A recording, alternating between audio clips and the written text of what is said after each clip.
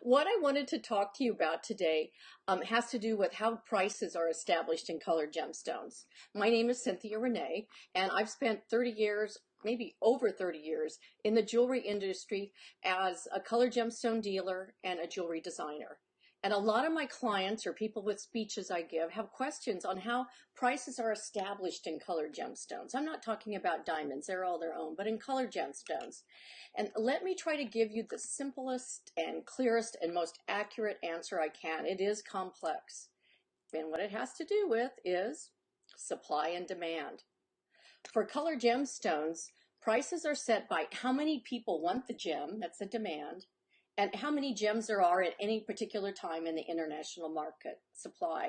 And those are always varying with colored gemstones. There's no one organized cartel supplying, controlling the supply and letting it out gradually. Gemstones are mined and found. They come to the marketplace, and either it might be a limited find that's played out and it goes, or there's some consistency in the demand. It all varies, and each different type of gemstone has its own market.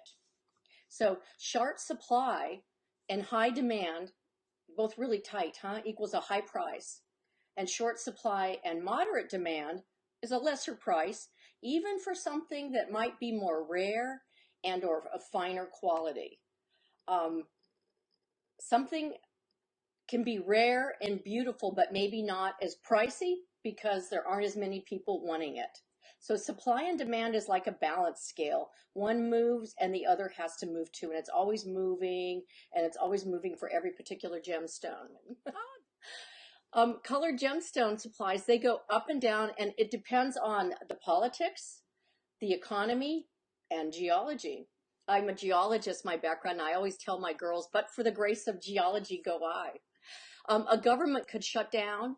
They could take over a mine. There could be political problems and or economic downturns, and then there isn't as much demand for a gemstone, and the mines close. So the mine closes for economic reasons or political reasons. It's done. Or geology takes over and a gem mine is played out, a gem find, maybe the mine isn't, but a certain vein they're tracing has played out, and there isn't any more of that particular gem or that particular color of gem or that particular quality of gem that came from that particular mine. It's done. Economic downturns affect prices too, in a different way because there isn't as much demand internationally. So the demand goes down, right? They might still have a supply for a little bit, but the mines have to close because they're not economic if not as many people are shopping during an economic downturn. Oh, so in an economic downturn, the mines usually will close. And so there's still a supply and you could take advantage of the supply for a little bit, but then there isn't much of a supply and maybe things start to heat up again in the economy and people want it and the gem is really pricey and hard to find until they open the mines again, until it becomes more economic to open the mines. So likewise, supply can also be affected by high demand. A gem can become so popular that the supply becomes limited, and that raises the price. Too many people chasing too few gems. Now, that's the supply aspect, but what does it take for the colored gemstone to be in demand? Well, a gemstone has to be desirable to be valued, right? Because what coal, unless it gets it turned into a diamond, which it does, coal doesn't really turn into a diamond, but it's not pretty. People aren't going to put it on their body and wear it. So for a gem to be desirable and valuable, there's several factors that all play into that gemstone's desirability: beauty, rarity, durability, and I'll describe these, okay? Color, size, clarity, and cut. So this might seem obvious, but if a gem is not beautiful, few people are going to want it because the primary gem market is the jewelry market. So people aren't going to put something on them that is really not so pretty. It's really funny because, black diamonds are kind of in vogue now, but years ago, a black diamond wasn't considered attractive because it didn't have the light return from it. Now you see more people, more demand wanting the black diamonds. So there's more of a market for it. They're actually been faceting the black diamonds and the prices rise on it. You will find some unattractive gemstones with higher prices, but usually they're these really rare gemstones that are just sought out by gemstone collectors. They're not something for the jewelry market. Like a gemstone collector might want to collect faceted gemstones that are all copper bearing, and those are metals, and maybe you know, sulfides or something, they're not that attractive. Now, also beauty. We could be drawn by a gem's beauty, but it's its rarity that gives the gem its exclusivity. Now, quartz.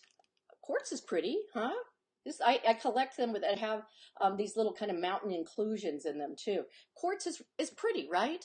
But look at a beach. It's primarily quartz. Quartz is not rare. So as a result, its price is not so high. Now, the degree of cutting finesse makes a difference between a dull stone and a brilliant gem. The brilliant gem is going to be more valuable, right? Inclusions. Some gemstones are acceptable with inclusions. You know, inclusions, people might call them flaws, we call them inclusions. But some gemstones, say like emerald or red and pink tourmaline, are, you know, they're very acceptable with inclusions. That's because of the geologic environment in which they're found. They do have inclusions. We're more concerned with the inclusions distribution and type and whether they'll affect that gem's wearability or durability, but they will be there. Now, other gemstones really are available easily eye clean without inclusions, like aquamarine. You could get a big aquamarine eye clean. If that aquamarine has inclusions in it, then it should be substantially less per carat than the equivalent quality aquamarine without inclusions. All right? Now, this is a big deal again. Inclusions, we're more concerned if they're a structural defect that will affect wearability and durability. Hi, Salamoni. Gorgeous ring. Are they spinels? Nope, they're pink tourmaline. They're from the find in Nigeria when it first came out in the late 90s. And I just kept them ever since then for myself. Thank you. I love them. I'd love to find them again.